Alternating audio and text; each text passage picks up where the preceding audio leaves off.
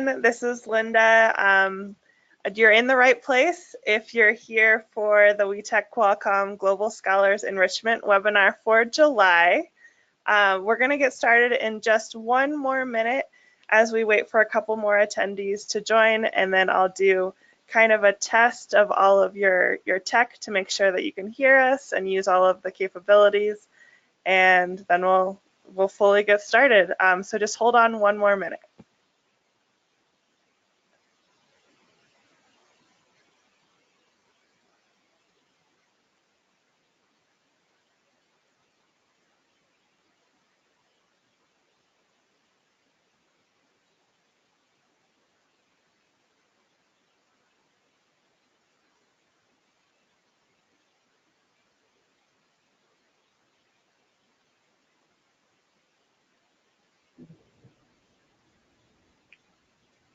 Okay, so it looks like we have quite a few attendees already, and I'll let those that are just settling in do that. Again, my name is Linda Miles, and I'm joined by Allie and Lauren. Thanks for joining us, Lauren. You guys are here for one of two enrichment webinars as part of your time with the WeTech Qualcomm Global Scholars Program.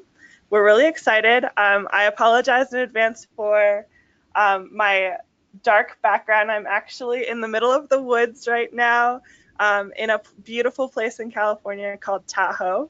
It's this big, beautiful lake with beautiful views and lots of fresh air.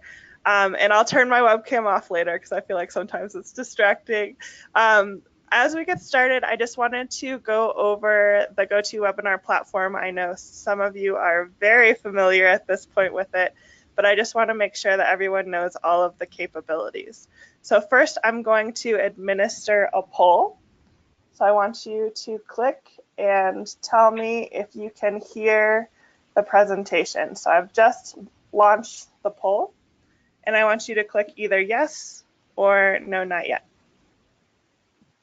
And for those of you that can't hear yet, I would suggest switching your audio function to either be from your computer, or you can use your phone, and sometimes that works better. And I see that everyone but one can hear, so great. And for the one, you might want to try a new web browser and come back to us soon. So I'm going to close the poll. And then next, I'm going to do exactly what I normally do. You guys know that you can use the questions function on the webinar to ask any questions throughout the whole presentation. I want you to write in the city and the country that you're joining us from. So again, in the questions chat function, I want you to write in the city and the country.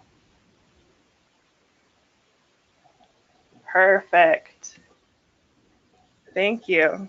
This is where it's very heartwarming for me. We're coming from all over the world here. Great. And then last but not least, we love hearing your voice. So what I'd like for you to do is find the raise the hand function. It's the symbol that looks like a hand like this. And I want you to practice raising your hand. And so this way we know that you would like to speak, and we can unmute you. You can ask your question. We can hear your lovely voices and answer them to the best of our ability. So I see nearly everyone has raised their hand. I'm going to unraise your hand, and you just let us know if you have a question. So Allie and I will moderate the whole presentation, and we'll look out for your questions and for your hand raising. And if we don't answer right away, it's likely because we know Lauren's giving us lots of good information, and we don't want to disrupt her, but we will when we feel it's appropriate. So I'm going to unraise everyone's hand now. Thanks for doing that. And just a couple reminders. So you're here, again, for those that have just joined us, you're here for the WeTech Qualcomm Global Scholars Enrichment webinar for July. We're joined by Lauren Andrews. Allie, you're going to introduce her later because you guys have such a special relationship.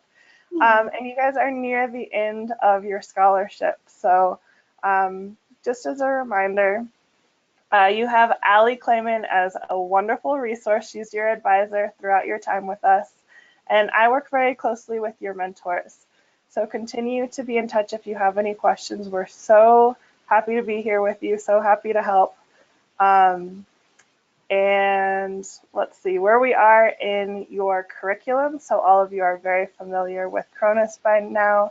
You're following your curriculum very closely, and you're nearing the end. So here you can get a review of what you all have done, worked so hard for, and have accomplished already.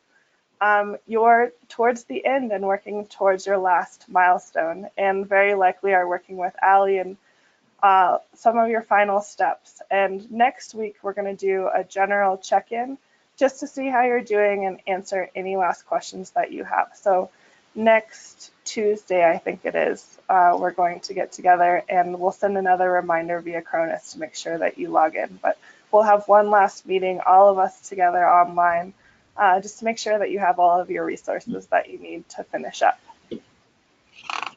And just as a reminder, you can reach Allie and myself either through the Cronus platform using messaging, or you can email us at WeTechQualcomm@iie.org. And I just wanted to open up the floor just in case anyone has any burning questions before we get started. Does anyone have any questions about the program that you feel can't wait until next week, or that you'd prefer to answer right now instead of by email? You can use the questions box or raise your hand. Okay, and feel free to ask any non-enrichment webinar questions, and we can save those till the end. But without further ado, I really want to utilize Lauren's time. And Allie, I'm going to hand it over to you because I want you to tell your special story of the two of them. Hi everyone, thanks for joining us today. I'm so glad you all are here, and I'm so glad you all are here especially to hear from one of my closest friends, I would say one of my best friends, Lauren Andrews. We have known each other since 5th grade, right, Lauren? We went to the same school, and we also were in a little church program together, and so that's how we first crossed paths, and we've been really close friends ever since then. Lauren is an exceptionally accomplished woman. I always admired her in high school. She was so studious and devoted to her studies, and just a sweetheart to everyone, a good friend to everyone. And she went on to Cornell for undergrad. And graduated from there, and then she joined Google right away, and she actually moved first to Ann Arbor, which is in the state of Michigan in the US, and then just almost a year ago, right, Lauren, moved to San Francisco, and now she works at Google in San Francisco.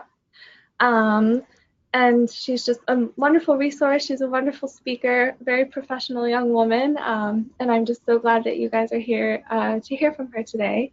And with that, I would like to hand it over to Lauren, and she can tell you a little more about her story, too. Thanks, Lauren. Thank you, Allie, so much for that wonderful introduction, and thank you, Linda, as well. I'm going to share my screen. I just want to make sure. For everyone on the webinar, can you see the screen okay? I can tell you, Lauren, with confidence that I can see it. I can see it too. Excellent. Great. So I think, as Allie mentioned, I currently work at Google in San Francisco, and I've been at Google for almost, it will be 4 years in September. So I can definitely relate to everyone on this webinar navigating careers, as you're approaching graduation or you're looking for internships. I think it's a task that is never easy, but I think with the right resources and commitment and mentors around you, you can definitely make this possible. So this presentation, I really want to make it an open conversation and a dialogue, because I feel like that will be most helpful for you all. So feel free to ask a question about a topic as I'm speaking. I think my one request will be, if there are any questions that are specific towards working at Google, let's hold those until the end. But any questions about finding a mentor and navigating this world of post-graduation careers, feel free to stop me. So, you all are on this, journey. You've gone through your milestones, you've built your resume, you've practiced your interview skills, and you may be asking yourself, now what? What do I want to pursue next? What is on my path and my journey? And I think the biggest thing that I would recommend is do your research. So if you want to work in the tech industry, for example, look at, how is that company presenting themselves in the news? What is happening that it would be considered a current event? Or if you are breaking into a field in academia, think about the hot topics that would be relevant to you all. So I guess a question for a group, because I want to make this tailored to you guys. Does anyone feel comfortable on the line sharing the industry or area that they wish to pursue?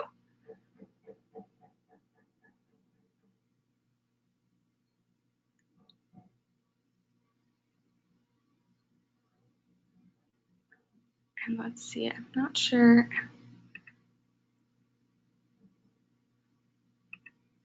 Let's see, can you guys? So we've got machine learning. Okay, machine learning, fantastic. Big data, data science. Awesome. All right, so thank you for sharing that, and thank you, Linda.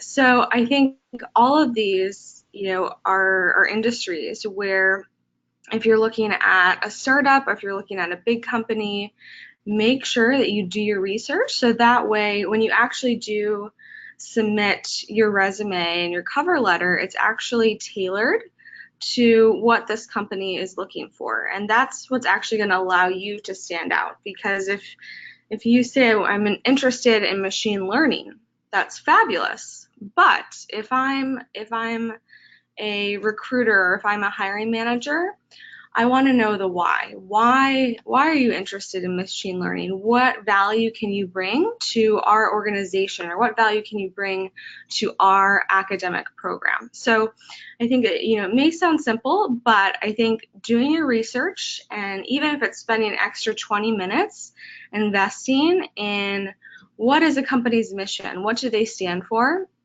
that will actually really go a long way and help you out. To give you guys a real life example, so Google's motto, is "Don't be evil," and I think for me, I really took that to heart when researching the company and their culture and what they value.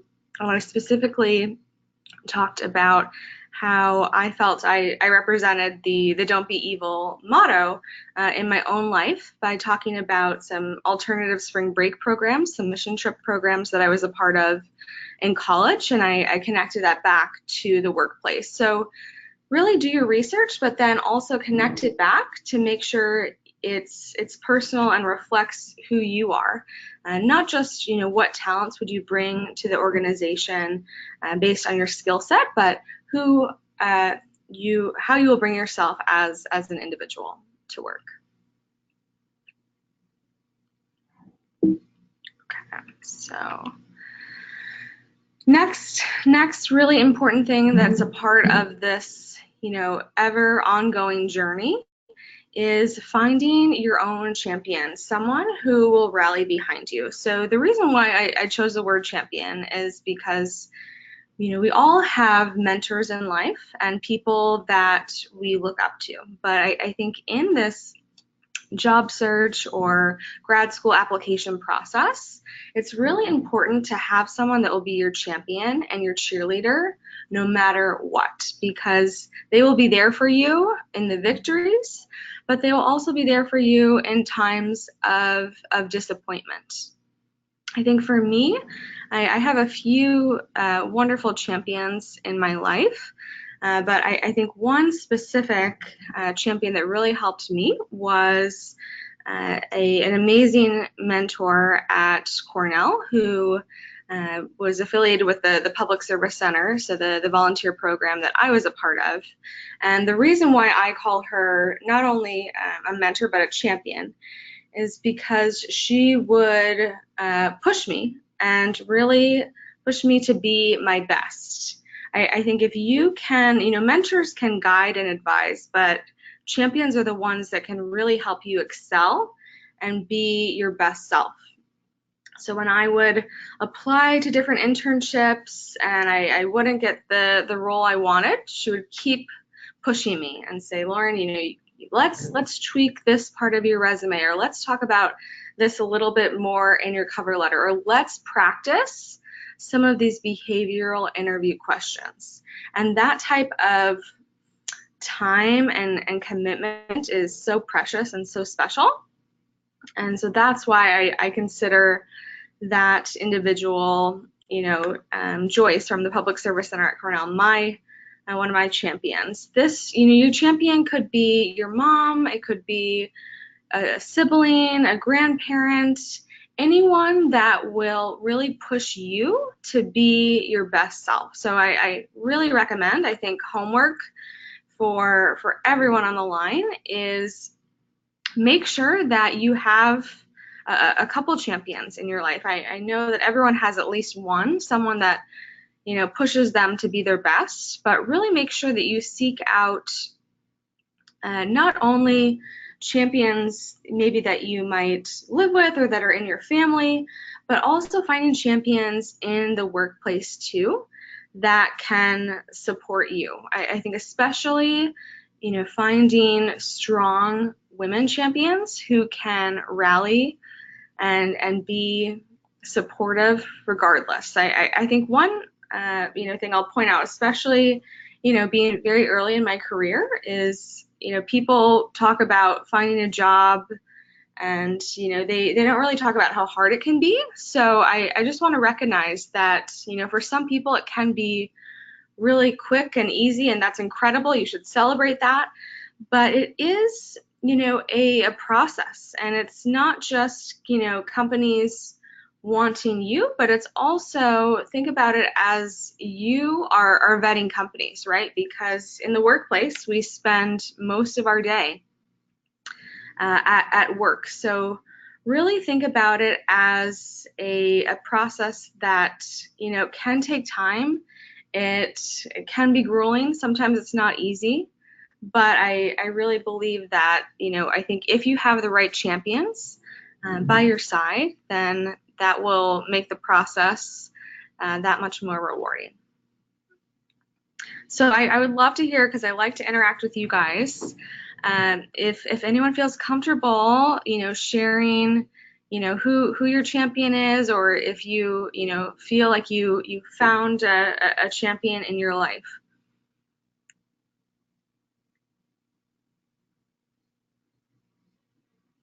Lauren, I'd like to get started. This is Linda. My champion is my mom's best friend. It's funny. I feel like I can go to her for things that I wouldn't talk to my mom about. That is important to have, because sometimes you don't want mom to know everything. Thank you for sharing, Linda. Thanks, Linda. I can share one of my champions, I think, was my first, when I was in college, my first supervisor at an internship that I had, and she just kind of opened my eyes to the whole world of the world that Linda and I work in the nonprofit world, and she opened my eyes to everything that all the career paths that were available to me in this world, and she really just helped me kind of see all the opportunity that was there that I had no idea existed. And she was a champion, and she, as Lauren mentioned, she not only guided me, but she really pushed me to be the best that I could be. Thank you, Allie. So for those on the line, if you want to raise your hand and share with us who your champion is, or type it into the questions box, we'd love to hear from you.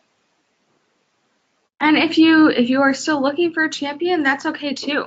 But I think the purpose of just calling out, this simple statement of finding your champion is just to recognize that, we all need, a support system and a network to help us be our best selves. And, we just heard from, the amazing ladies that you work with so closely, Allie and Linda. They have, champions that helped them get to where they are today. So I just want to highlight the importance of having someone in your corner to rally behind you. So far we have one share, and it's their PhD advisor. That's such a good one. Incredible. I'm sure during those thesis edits, that's an important champion to have. And another comment is a senior who's accomplished and has inspired her to keep on going. Amazing. Thank you. Thank you for sharing. Great. Well, continue to think about your champions and think about those people, because they, I think, at least I can speak from my own experience, will continue to help you throughout your career as you grow and evolve, not only as a professional, but as a person. So I think tying it back to, you have, your path, where you want to go in life, you have your champions, but now it's all about, okay, how do I actually get this job, or how do I actually land my dream internship? So really, I think to tie it all together and to keep it, I think, tech themed, I think the single most important resource that you can have right now in this day and age is LinkedIn. So hopefully everyone has a LinkedIn account. If you don't, I highly recommend block off an hour, and it is the best time investment that you can really invest in. This is the modern day age of connecting with peers, mentors, and professionals.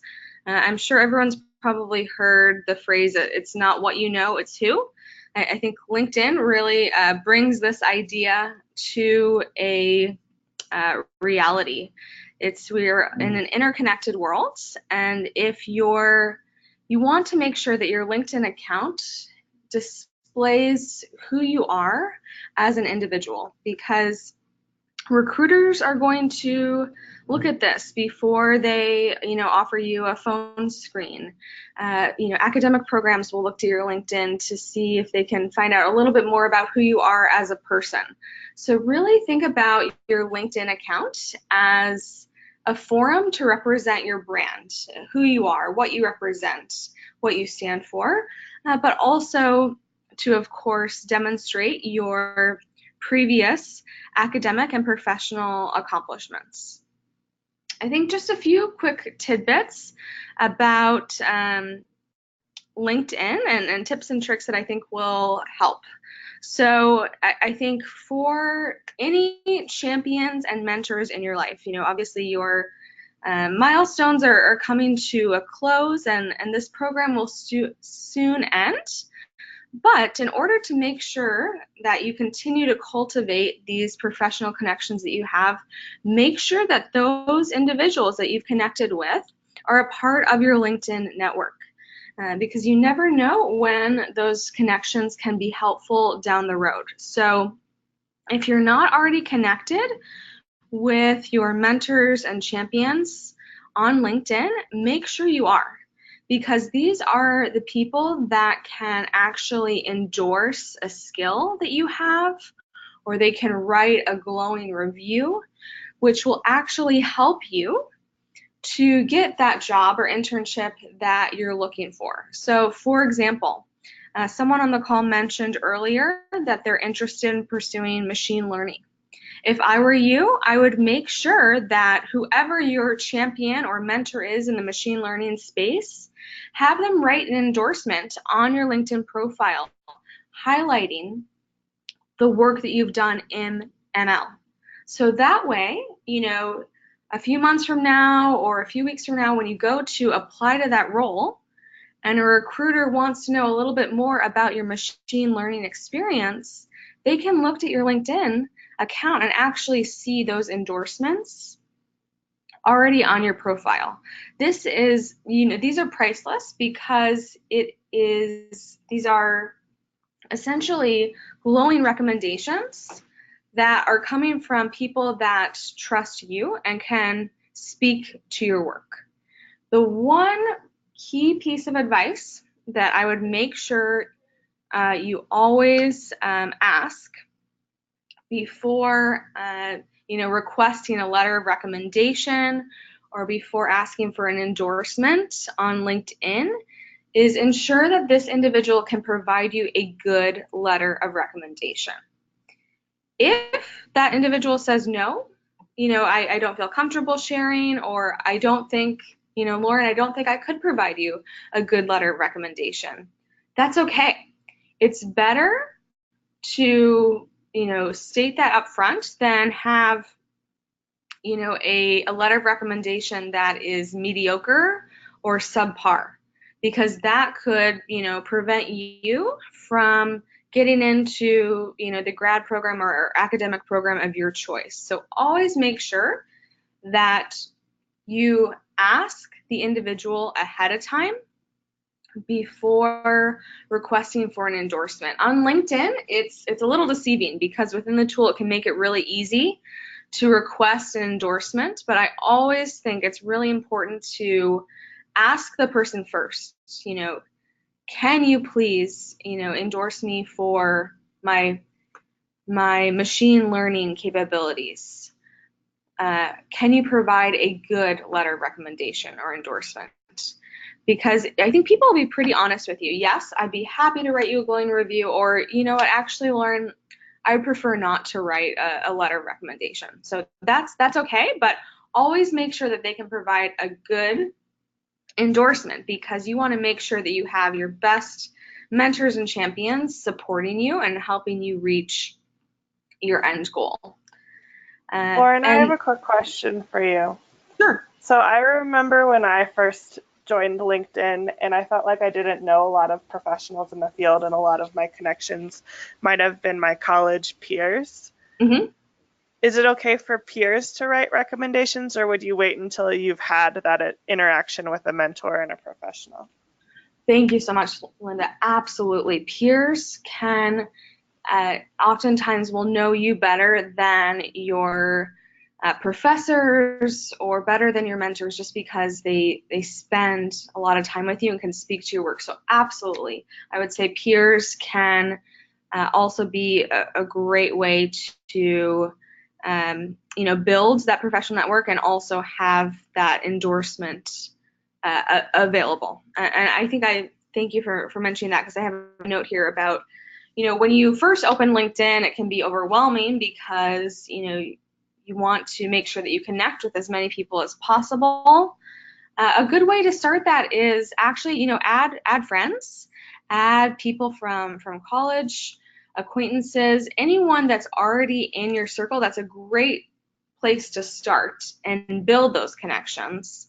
And then as you, work with people professionally or in your academic fields, then you can continue to connect with those people.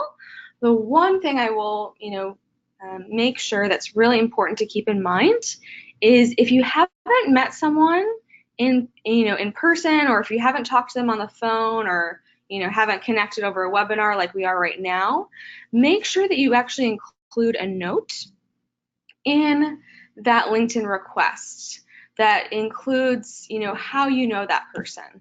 So that way they are not only more likely to respond or to your, request to connect, but also can then perhaps introduce you to, other connections or other people in the industry that you may want to speak with. So it does take an extra 2 to 3 minutes to include a note in your request to connect, but these details will be ones that really matter and make a difference, because anyone can send out a LinkedIn connection request, but if you can actually include a note and tailor it and make it personal, that is what will give you the edge. Any questions about LinkedIn, or how to navigate this We have one question. resource? Sure.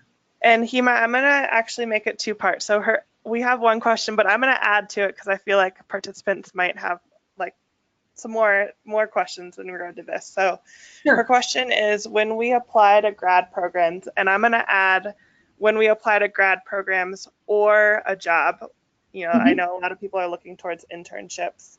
Right. Do they check online profiles like LinkedIn and Facebook? I'm going to add to that Instagram, all of the social medias. Absolutely. So prior to working at Google, I studied HR, and I was an intern in HR. And actually, as an intern, part of my role was actually checking not only LinkedIn accounts, but social media accounts. So if you, you can do an audit of yourself if you just Google your own name and see what comes up. I think it's just really important to make sure that even if it's Instagram, it's still representing your brand and who you are. So, of course, keep those accounts. Make sure you continue to have those, outlets. Just be mindful of how you would present yourself. So it might be as simple as, making an account private or changing your privacy settings. I want everyone to be true to themselves. So don't ever change who you are. Just make sure that you are mindful of how you present yourself online and your brand. That is reflected and presented to the people who are making a judgment call of you, oftentimes before they even meet you or connect with you over the phone.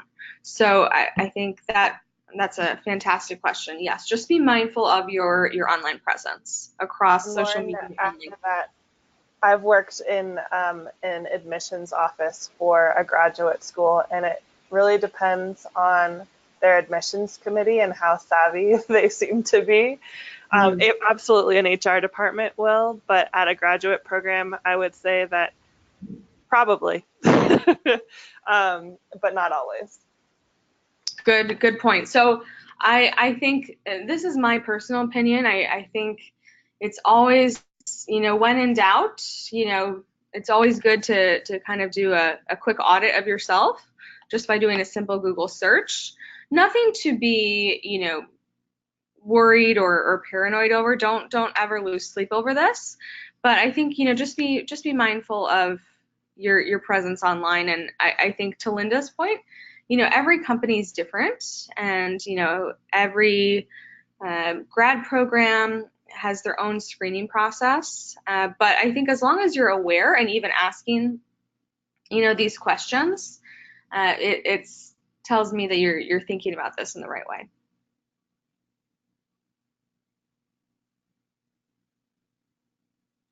No other questions. Okay, great. So I think I cannot highlight enough the power of LinkedIn. When I was looking for full-time roles, I actually used LinkedIn a lot to have career conversations with alumni and individuals I had never even met before.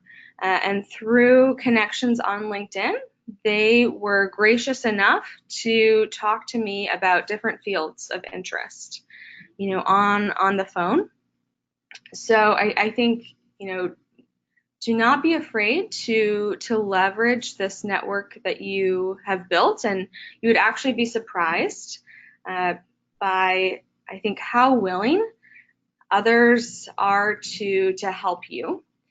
Personally, I felt the need to pay it forward, and I've talked to a lot of recent college grads on the phone about their own career. So I think right now, at this stage in life, you can use LinkedIn to reach out to others, but down the road, then you can actually be the one on the other side of the phone providing advice.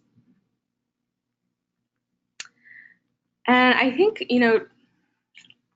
going back to the journey and this kind of ever winding road of applying to grad schools, applying to internships, applying to jobs, it can be draining and overwhelming and exhausting and exciting all at the same time, because it's often at the end of the school year, at the end of a semester.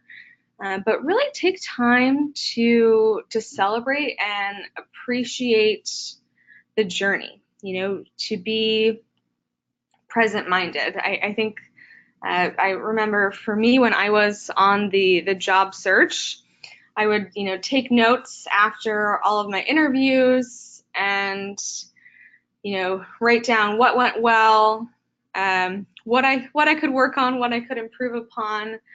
And having that written log and journal was actually really special to see at the end, to see my own personal growth through this process.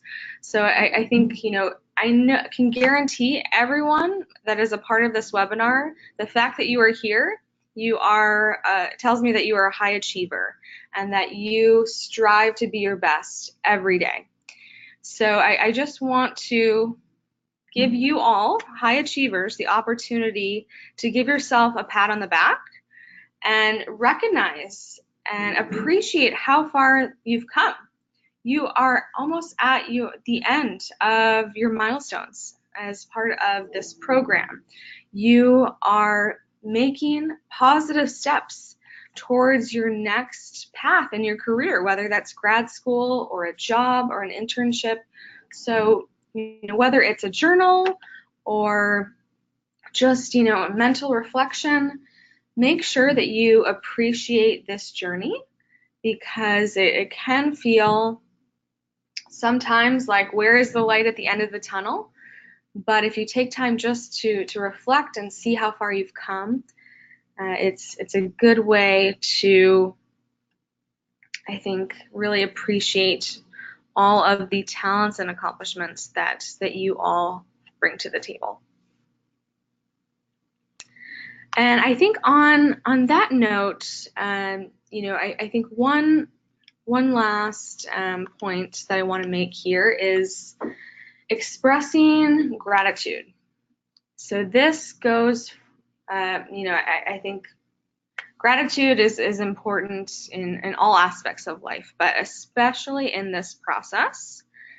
Always, always, always send a thank you note. So that could be a thank you note via email. That could be a thank you note via LinkedIn. But it's really important to make sure that we, recognize those that have helped us. So, going back to my own champion at Cornell, Joyce, at the Public Service Center, I would send her multiple thank you notes. So not just when I graduated from college, but also throughout my college experience, to thank her and recognize her for all that she had done to help me along my journey. This can also be, even active thank you notes. So someone mentioned that, they're working with a professor on their PhD. Everyone loves a thank you note. So even if you haven't submitted your thesis yet, or you're still working on it, it never hurts to send a thank you note and just express gratitude for someone's time and just mentorship. So I think this can be really simple, or it can be handwritten. It's really whatever form you think is best. But I think especially after you interview for a job, after you have a phone screen, or after you connect with someone on LinkedIn, it never hurts to say thank you and take time to appreciate those around you. And especially if your champion is a family member, if it's your grandma or your mom or your dad, you can, I know everyone loves receiving a note, so just really recognizing and taking time to appreciate those around you. And this, I think, thank you notes can help to set you apart and really allow the ability and space for you to continue to cultivate a relationship with that person. So to give you guys a real life example, about 2 months ago, I spoke with a student who had just graduated, and she was deciding between two different job opportunities, one at Google and one at another company. I had never met her before. She reached out to me on LinkedIn, and we chatted for about an hour over the phone. And I told her pros and cons of her opportunity. And actually, this past week, I got a thank you note from her saying, just talking about how much that conversation with a complete stranger meant to her. And I think to receive that thank you note, not only was it really rewarding for me, but also it made me want to help this girl down the road. So that way, as we both progress in our careers, we can help each other. So, think of this thank you note just not only as a way to express gratitude, but also as a platform to continue to have a conversation and a lasting and meaningful connection with that individual.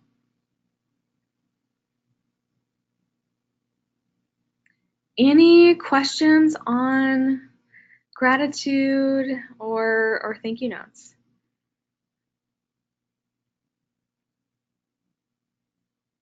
Great. So I think I will, I want to make this interactive. We have some time for Q&A. So if anyone has questions about these previous topics we've talked about, or other topics as well, I'd be happy to share.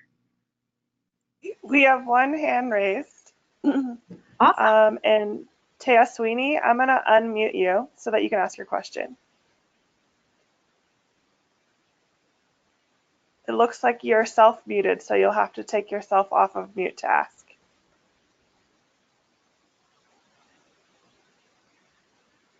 Last chance. We want to hear from you.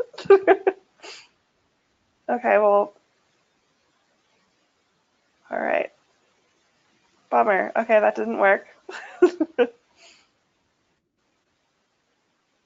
We do have another question on the line.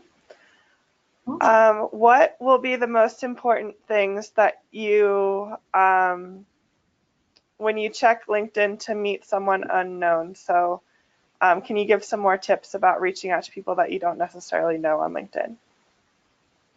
Yes, I'm so glad you asked. That's a great question. So I think Linda mentioned, and provided a great suggestion. If you're just building your LinkedIn network, that's okay.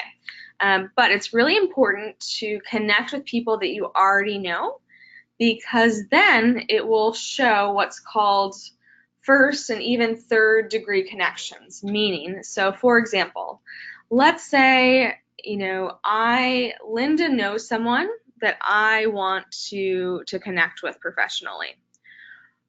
Because Linda and I are connected on LinkedIn, what we can actually do is, I would obviously have to ask Linda's permission and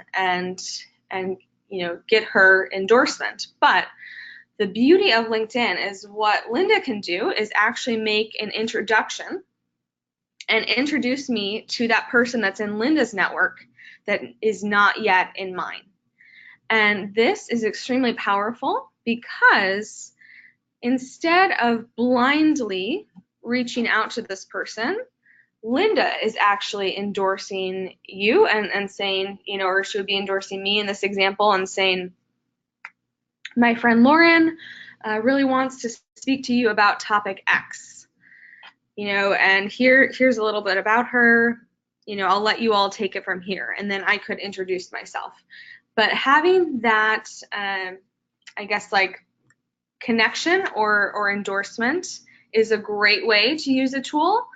You also might, reach out because you don't have anyone in your network that's connected to that person. So, for example, maybe you want to reach out to a professor within, a grad program that you're applying to, because there is no, personal connection, and you are, essentially blindly reaching out to this individual. This is where you need to make sure that you're providing extra context and detail about yourself. What is the purpose of reaching out to this person? Why do you want to connect with them? And what are you trying to achieve? So are you looking for tips about entering this industry? Are you looking for a phone call? Are you looking for an open conversation? So almost put yourself in the hat of the person receiving this message, right? What would they need to know about you in order to connect? And I think full transparency, especially when you're reaching out blindly to people that you don't know, they may not respond. Some people will respond, but also be prepared that they may not respond. That's why I think it all goes back to the power of your LinkedIn network that you have.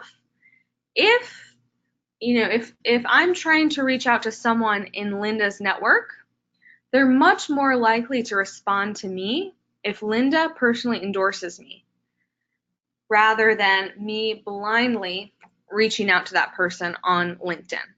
Does that make sense? Does that help to clarify?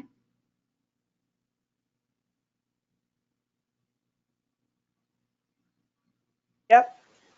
Okay, great. So I think leverage the people that you already know, and then keep growing your network from there. So I would make sure before the end of this program, make sure that you are connected with all of your peers on LinkedIn, your mentors, your champions, because this amazing IIE WeTech community is a powerful group of amazing women that will continue to help you. So, please make sure that you take advantage of this priceless opportunity and keep those connections.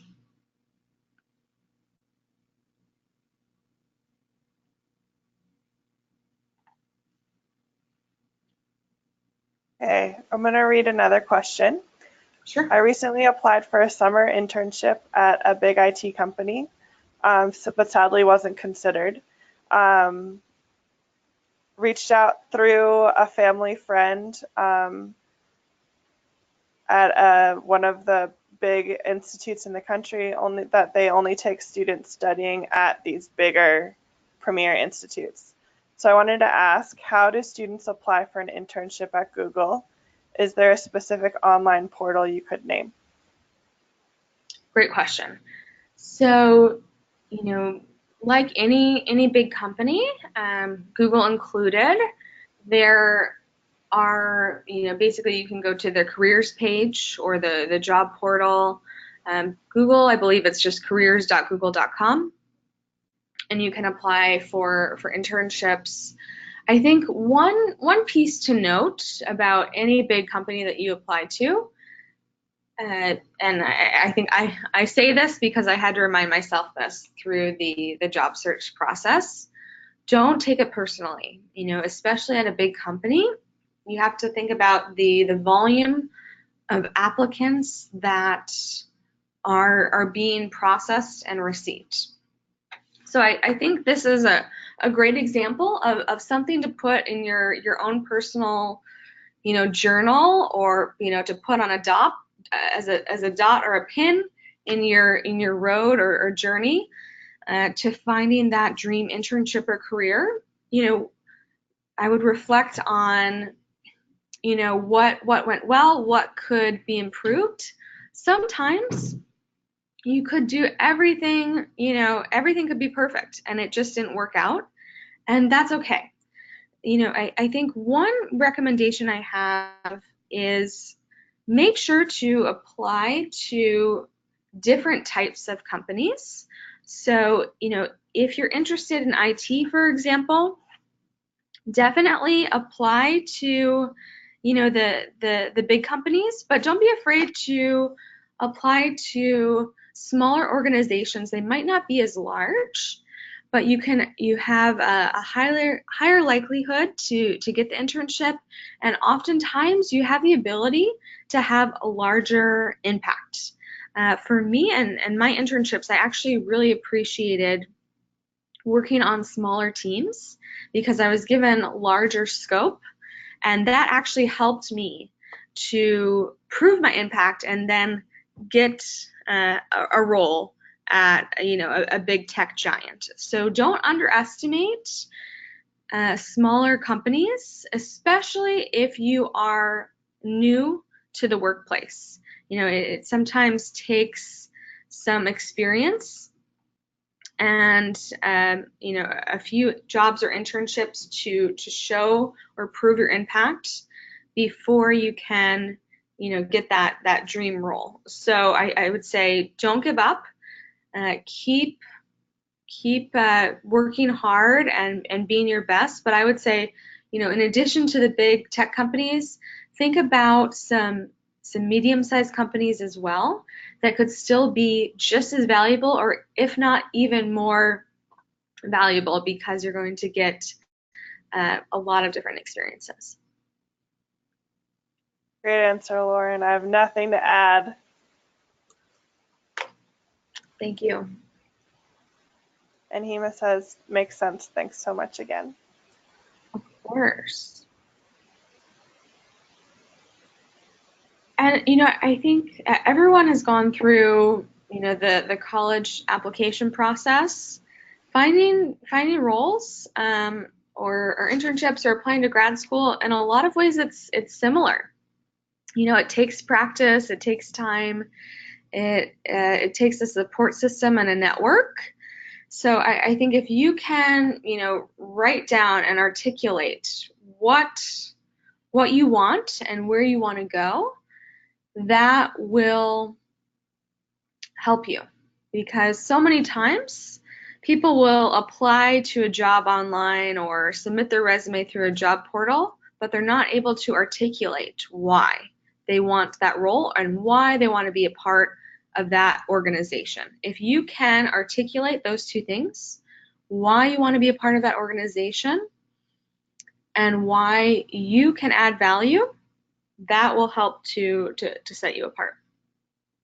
We've got another question on the line, two actually. Great. Who should they approach for letters of recommendations when they go for grad schools? So which would have the most impact? And Lauren, I'm happy to help answer this question too, but I'd love to hear your opinion first.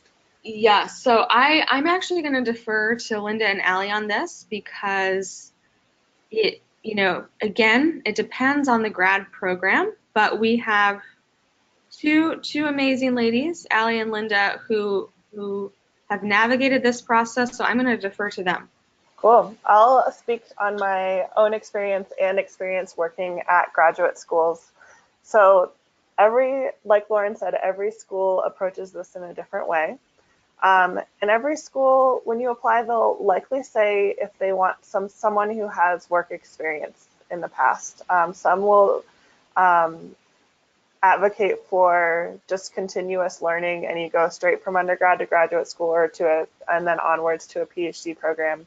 And they're really looking for someone who maybe was a professor's assistant or did some really interesting research while they were in school, and you can highlight those opportunities through your letters of recommendation through perhaps a lab partner or someone who your principal investigator at for research.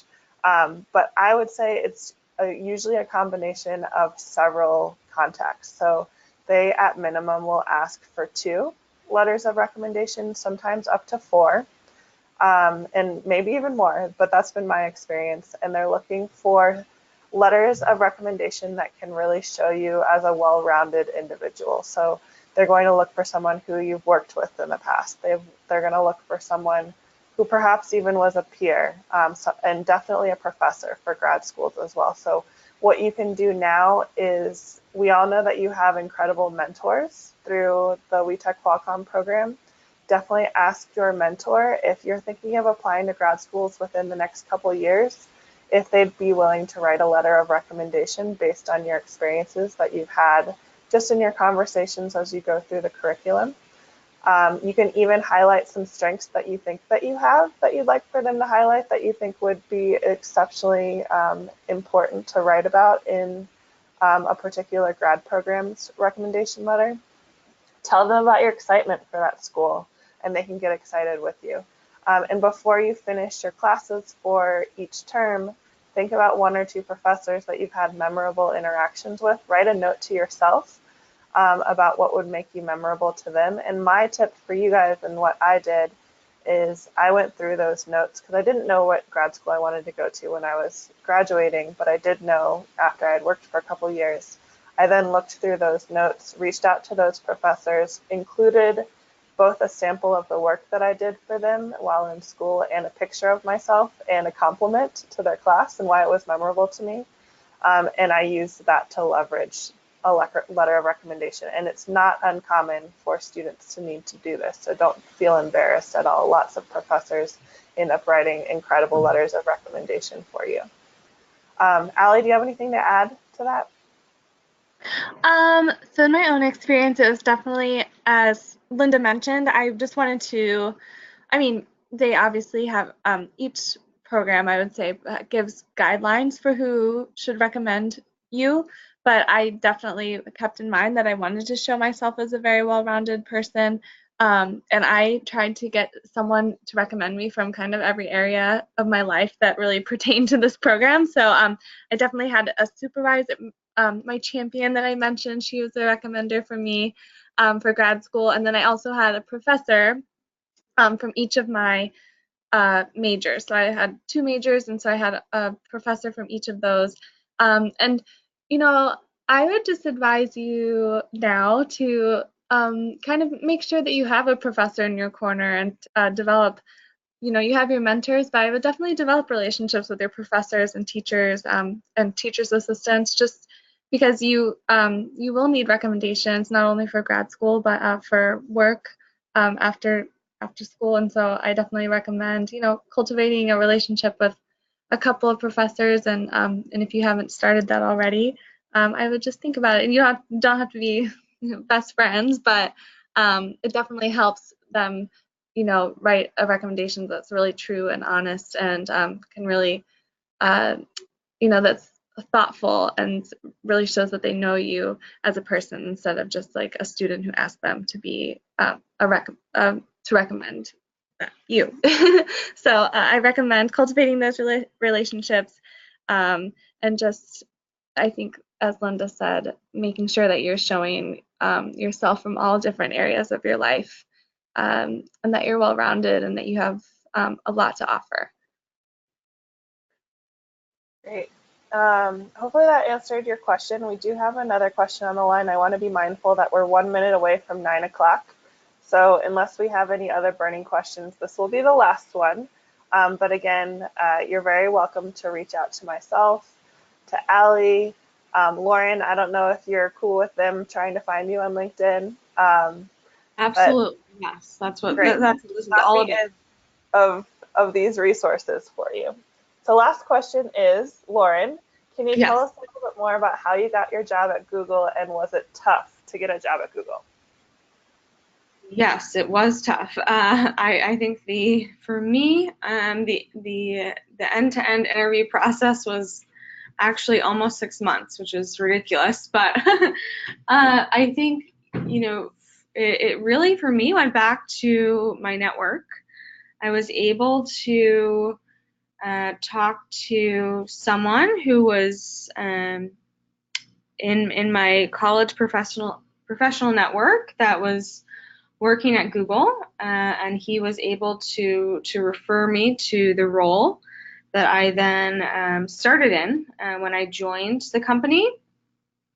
But I think, for me, and I think this is like advice for everyone, really think about, what kind of skills you want to develop and the culture that you want to be a part of. Because I think, big names and companies that have name recognition are great, but it's also, you have to be selfish and think about what skills can you develop at those organizations. So I think Google specifically, yes, it was not an easy process. I will be very candid about that.